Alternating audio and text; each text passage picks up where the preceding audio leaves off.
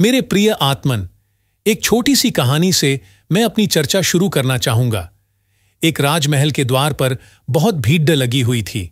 भीड़ सुबह से लगनी शुरू हुई थी, दोपहर आ गई थी और भीड़ बढ़ती चली गई थी। जो भी उस द्वार पर आकर रुका था वह रुका ही रह गया था। वहां कोई बड़ी अभूतपूर्व घटना घट गई थी और जिसको भी राजधानी में खबर लगी वह भागा हुआ महल की तरफ चला आ रहा था। सांझ भी आ गई। करीब करीब सारी राजधानी महल के द्वार पर इकट्ठी हो गई थी। लाखों लोग इकट्ठे थे।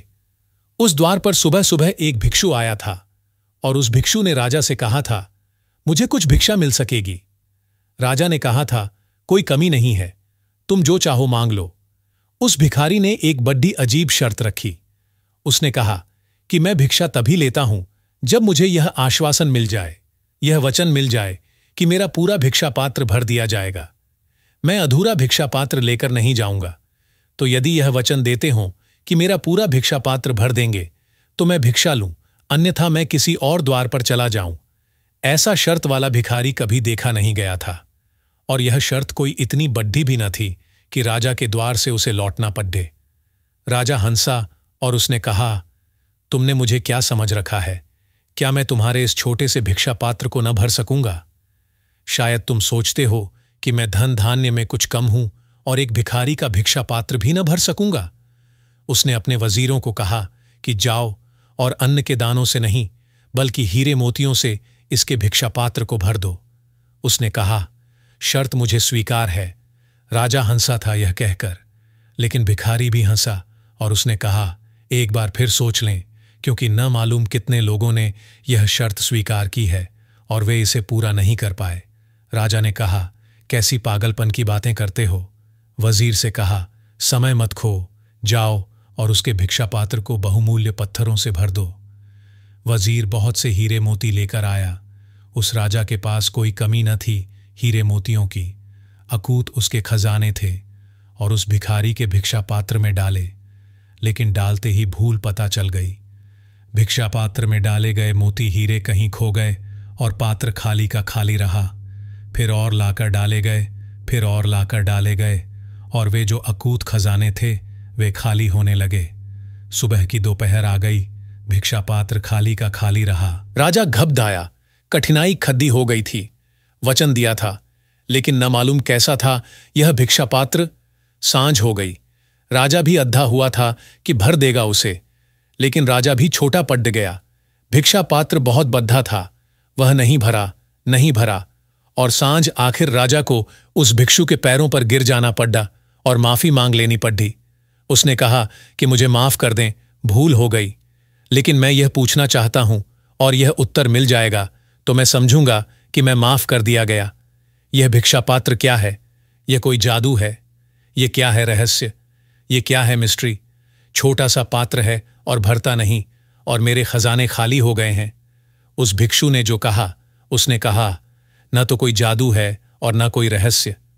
मैं एक मरघट से निकलता था, एक आदमी की खोपड़ी पड्डी मिल गई, उससे ही मैंने यह भिक्षा पात्र बना लिया और मैं खुद ही हैरान हो गया, यह भरता नहीं है।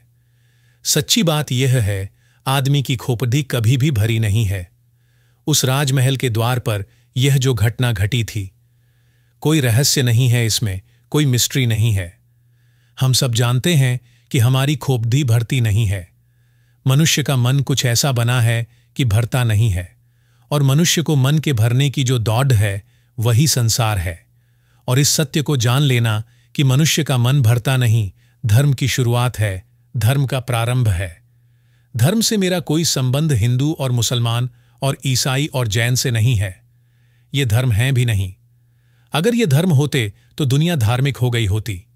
कोई हिंदू है, कोई मुसलमान है, कोई जैन है और इस होने की वजह से ही वह धार्मिक नहीं है। धार्मिक होना कुछ बात ही और है।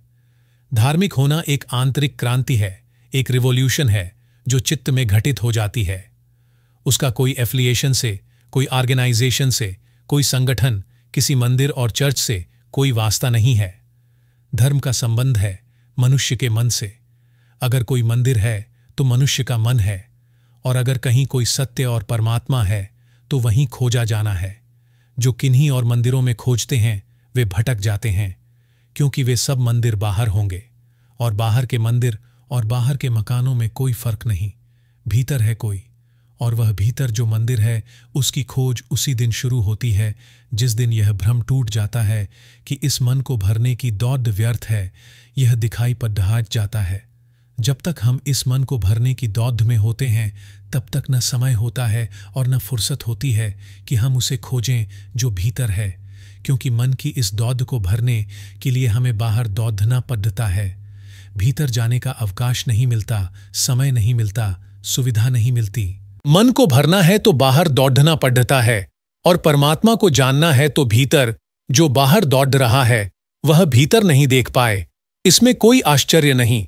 हम सब बाहर दौड़ रहे हैं, और हम सबका आज तक का भी अनुभव वही है जो उस राजमहल के उस राजा को हुआ था।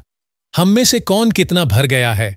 और क्या यह सीधा सा तर्क और सीधा सा अनुमान नहीं कि आज तक हम दौड़े हैं और भरे नहीं, तो कल भी हम दौड़ेंगे तो भर कैसे जाएंगे? आज तक हम सब दौड़े हैं और खाली हैं, लेकिन कल की आशा दौड़ाए चली जाती है कि कल भर जाएं शायद, और दौड़ें कल शायद वह फुलफिलमेंट मिल जाए, वह पूर्णता मिल जाए जिसकी तलाश और खोज है। लेकिन जो दौड़ता है बाहर वह उसे कभी न पा सकेगा। शायद मनुष्य के निर्माण के समय ही कोई बात हो गई जिसकी वजह से यह नहीं हो सकता। कहानी तो काल्पनिक है, लेकिन बात बड्डी सच है। आदमी ढूंढता है बाहर, और जिसे पाना है वह है उसके भीतर। इसलिए जितनी खोज बढ़ती है उतना ही खोता चला जाता है। उलटा ही होता है, खोज होती है ज्यादा और पाता है कि खो गया हूं।